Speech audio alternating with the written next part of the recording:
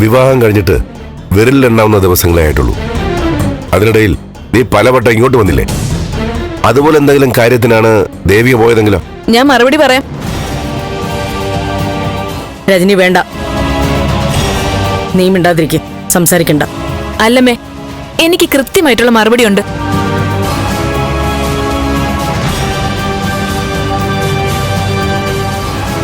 ഞാൻ ഇവിടേക്ക് വരുന്നത് എന്തിനാണെന്നറിയോ? എന്റെ അമ്മ കടുങ്കൈ എന്തെങ്കിലും ചെയ്യാതെ കാവലിരിക്കാനാ. ഈ വീട്ടിൽ എപ്പോ വേണമെങ്കിലും എന്തും സംഭവിക്കാം. അമ്മയ്ക്ക് എന്തെങ്കിലും സംഭവിച്ചാ ഞങ്ങൾ മക്കൾക്ക് മാത്രമേ ഉള്ളൂ അതിന്റെ നഷ്ടം.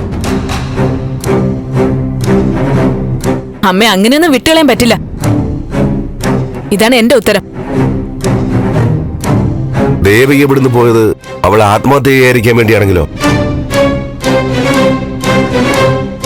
അവൾക്ക് എന്തെങ്കിലും സംഭവിച്ചാ അവളുടെ വീട്ടുകാർക്ക് നഷ്ടം ഉണ്ടാവുമെന്ന് എനിക്കറിയാം. അതുകൊണ്ട് ഇവിടുന്ന് രക്ഷപ്പെട്ട് അവളുടെ വീട്ടിലേക്ക് പോയതാണെങ്കിലോ? ഇവിടെ നിൽക്കുമ്പോ 4 ഭാഗത്തു നിന്നും കുറ്റപ്പെടുത്തലും കുത്തുവാക്കും മാത്രമല്ലേ ഉള്ളൂ. നന്ദന്റെ അടുത്ത് നിന്നപ്പോ അവനവളെ ആട്ടിപ്പായിക്കുന്നത് കണ്ടു. അങ്ങനെ ജീവനം കൊണ്ട് പോയതാണെങ്കിലോ? ഇനി ഞാൻ ചോദിച്ചതിന് ഉത്തരം പറ. ഗിരി പൂർണ്ണ മനസ്സോടെ അനുവാദം തന്നിട്ടാണോ നീ ഇങ്ങോട്ട് വന്നത്?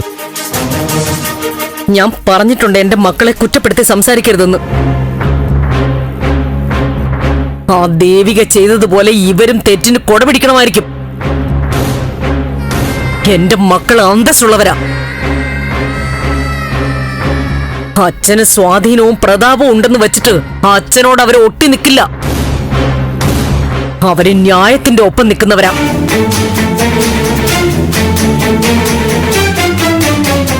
ഞാൻ എല്ലാം അടക്കി പിടിച്ച് നിൽക്കുക. എപ്പോഴാ സമനില തെറ്റുകയെന്നറിയില്ല. എന്റെ ക്ഷമ കെട്ട എല്ലാം കൂടി അടിച്ച് പൊട്ടിച്ച് തീയിട്ട് അതിൽ ചാടി ഞാനും ചാവും. അമ്മേ, അമ്മ വെറുതെ ഇരിക്കെ, ഞങ്ങളുണ്ടല്ലോ അമ്മേ.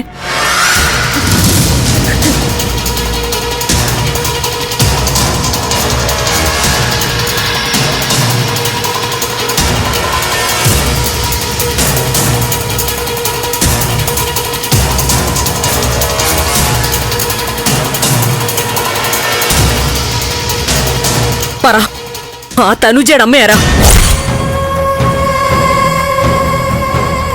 അത് പറ. ഞാൻ മരിക്കും മുമ്പ് അതെനിക്ക് അറിഞ്ഞേ പറ്റൂ.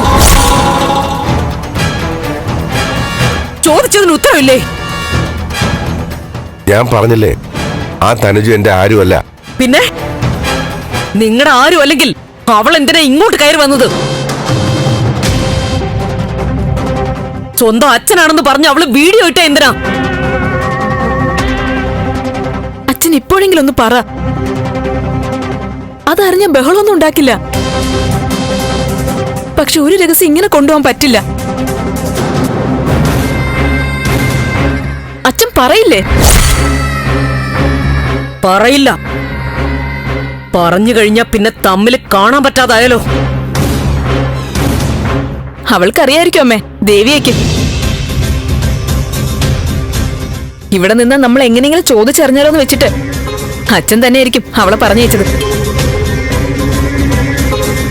എന്നിട്ട് ചോദിക്കുന്നു, ഗിരി അറിഞ്ഞിട്ടാണോ ഞാൻ വന്നേന്ന്. നാണക്കേട് കാരണം തലയിൽ മുണ്ടിട്ട് നടക്കേണ്ട ഗതികേടാ ഗിരിക്കും അമ്മയ്ക്കൊക്കെ. അതറിഞ്ഞൂടാ.